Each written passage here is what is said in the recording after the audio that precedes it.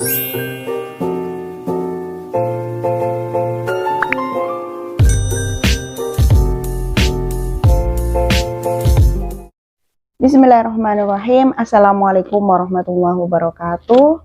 Halo teman-teman semuanya, gimana kabar kalian hari ini?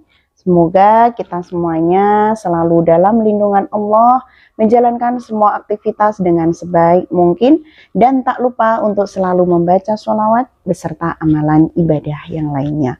Allahumma sholli ala Sayyidina Muhammad wa ala ali Sayyidina Muhammad. Di video kali ini saya akan berbagi kisah nyata dari keajaiban penggabungan dua hal. Yang pertama adalah membaca sholawat setiap hari, dan yang kedua adalah membaca surat Waqiah, Yasin, yang mana di situ terkenal dengan nama Riyadhah WY40H, yaitu Riyadhah membaca surat Waqiah, surat Yasin 40 hari. Bagi teman-teman semuanya yang baru menemukan channel saya ini, silahkan kalian bisa tekan tombol subscribe agar kalian bisa menemukan berbagi cerita nyata ataupun cerita-cerita nyata yang terbaru dari saya. Dan untuk teman-teman semuanya yang akan sharing pengalaman mengenai keajaiban apapun, baik itu keajaiban dari membaca sholawat dan juga surat Yasin Waqiah, kalian bisa menghubungi pada nomor WA saya, atau kalian bisa memfollow IG saya, Miss Aini Berbagi. Di video ini nanti saya akan berbagi dua kisah nyata. Yang pertama adalah dari Mbak Ira, yang kedua dari Mbak Ika, yang mana beliau berdua ini mengamalkan membaca sholawat dan juga membaca surat Waqiah sama surat Yasin pada kesehariannya. Kita mulai dari cerita yang pertama, yaitu dari Mbak Ira. Ceritanya adalah seperti ini. Aku mau cerita nih, ya Allah Maha Kasih. Aku beberapa hari ini hampir putus asa karena udah sholawatan dan lain-lain, tapi masih berat cobaan hidup. Aku putus asa Kak, hampir 2 hari. Kadang suka malas sholat, dan tapi aku bangkit lagi buat yuk bisa. Jadi pada waktu itu yang namanya iman seseorang itu kan ada kalanya naik sama ada kalanya turun gitu ya. Ketika mbaknya ini merasa, ya Allah saya ini sudah membaca sholawat, sudah mengamalkan amalan ibadah, tapi kenapa ya cobaan saya itu benar-benar berat sekali. Kadang kan kita juga pernah ya merasakan seperti itu. Tapi di situ mbaknya ini langsung sadar, ya Allah, saya harus bisa, saya harus lebih lagi dalam mengamalkan amalan ibadah. Mbaknya ini langsung bangkit dan berkata seperti itu. Dia menguatkan hatinya seperti ini, Allah gak akan diam. Aku coba berdiri lagi, sholawat lagi, dan sholat diperbaiki lagi. Ya walaupun hutang saya belum dibantu kelarin. Ya kita bertahap ya, yang namanya Allah itu kan tidak memberikan, tidak mengijabah, tidak menjawab doa-doanya secara langsung. Karena Allah itu mengetahui mana yang sangat diperlukan dan mana yang sangat dibutuhkan. Allah tidak memberikan mana yang diinginkan, tapi Allah itu memberikan mana yang dibutuhkan. Dia langsung bercerita seperti ini, tapi pagi ini Allah ngasih aku rezeki 200.000 transfer, pesannya kebutuhan anak. Masya Allah. Langsung pada pagi harinya Allah itu memberikan 200.000 transfer, dan itu digunakan untuk kebutuhan anak. Meskipun aku pikir nih orang gak pernah ada buat saya, ya rezeki. Dan malam ini usaha all shop saya beberapa hari ini boro-boro satu orang yang pesan gak ada. Tapi alhamdulillah setelah aku bangkit, aku hari ini dapat pesanan 10 pak jilbab. Alhamdulillah, barokallah, Allah maha baik. Jadi pada waktu itu ketika Mbak Ira ini mulai bangkit, ya Allah saya harus bangkit. Kalau saya seperti ini nanti gimana gitu ya.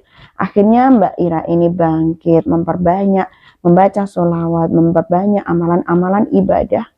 Ternyata disitulah Allah benar-benar menunjukkan kekuasaannya. Yang namanya dia jualan online itu tiap harinya dia nggak laku, boro-boro laku satu sama sekali. Tapi pada waktu itu, pada malam hari itu juga Allah menjawab doanya, yaitu jualannya laku 10 pak jilbab. Masya Allah, ini benar-benar pertolongan Allah. Di bawahnya mbaknya juga bercerita, ya Allah, sebenarnya tanpa disadari Allah udah banyak bantu aku setiap harinya selama aku sholawat. Sebenarnya dia juga menyadari Allah itu ternyata bantu loh ya. Walaupun ujian itu ada, yang namanya manusia kan gak lepas dari ujiannya. Tapi Allah juga selalu membantu dan menolongnya ketika mbaknya ini sholawat. Apalagi kalau dia kencengin sholawat. Alhamdulillahnya Allah juga membantu doa-doa tersebut. Jadi pengalaman aku emang sih utang aku belum semua terselesaikan. Tapi entah kenapa saat uang aku tinggal buat hari ini aja atau esok, Allah selalu datangkan rizki, barang 100.000 atau 200.000 tiba-tiba ada aja dari mana aja. Apa ada orang yang transfer, ada aja yang minjemin. Jadi inilah salah satu bentuk pertolongan Allah. Ketika waktunya kita benar-benar membutuhkan besok, saya harus lunas. Ternyata di situ Allah memberikan jawaban. Ada aja yang ngasih pinjaman, ada yang ngasih uang, ada yang ngasih transfer. Ini semuanya itu adalah bentuk dari pertolongan Allah ketika benar-benar pada titik dia membutuhkan. Di bawahnya, kayak kemarin aku udah pasrah banget, anakku belum bayar SPP. Uang yang aku punya cuma bisa buat ongkos kerja aku, butuh 190.000 buat bayar. Tapi jujur aku nggak ada. Ini ceritanya dia pernah seperti itu. Jadi ketika anaknya itu waktunya membayar SPP sebanyak 190.000, tapi uang sama sekali nggak ada, dia kan pasti bingung seperti itu. Lalu dia kencangin membaca sholawat dan amalan ibadah yang lainnya. Aku sholawat aja terus, sholat setelah adzan diusahakan. Tiba-tiba aku cek rekening, iseng aja, alhamdulillah ada yang transfer 250.000. Masya Allah, seperti itu. Dia butuhnya 190.000, ternyata iseng-iseng dia cek di rekening ada yang transfer 250.000. Aku butuh 190 tapi Allah kasih lebih. Ya, aku bersyukur banget. Masya Allah. Setiap hari aku cuma mohon, ya Allah tolong dimudahkan urusan di dunia dan lancarkan usaha serta kerjaanku. Cukupkan rezekiku. Jadi dia itu selalu berdoa seperti itu. Ya Allah, cukupkanlah rezekiku, mudahkanlah, lancarkanlah semua usahaku. Dia juga cukupkanlah rezekiku buat bisa lunasin hutang-hutangku dan cukupkan rezekiku buat bisa bersedekah. Rabbana Al-Fatihah, terakhir sholawat Nabi. Jadi dia doanya seperti itu.